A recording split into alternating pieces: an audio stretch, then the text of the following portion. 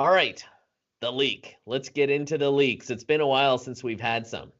The OnePlus 7 was leaked, and it shows that one of the versions of the OnePlus 7 could be notchless and have a sliding camera.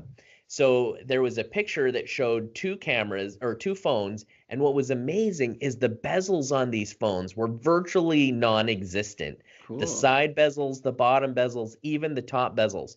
One of them had a small teardrop like notch, very similar to the 6T that Right. OnePlus had that was just released in the fall, but it's smaller than that one. And so if I had to have a notch, that little teardrop or the one that Samsung's putting out, like Yeah, the the O, Samsung one. yeah, where it's just a little circle, kind of looks pretty cool too.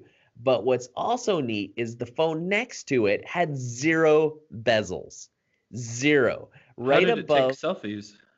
well, it had a big chunky case on top of it, and the Oh, top of the case looked like it had space for a slider. So the phone would slide up I and see. have like a camera and some sensors, and then it would take the picture and then it would slide back down. Cool. So truly bezel-less. There is other phones that have had sliders. Yeah. I believe Huawei put one out where it had like a big chunky camera that was mechanically like zzz, and people were worried about the motors inside.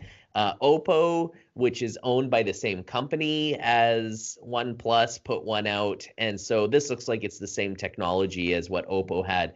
So it looks pretty cool.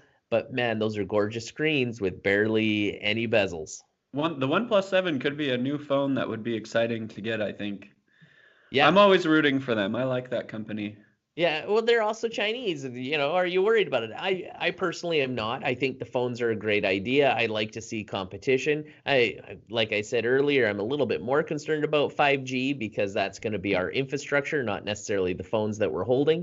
Right. But yeah, I always root for OnePlus. I've bought multiple phones from OnePlus. I think they're great.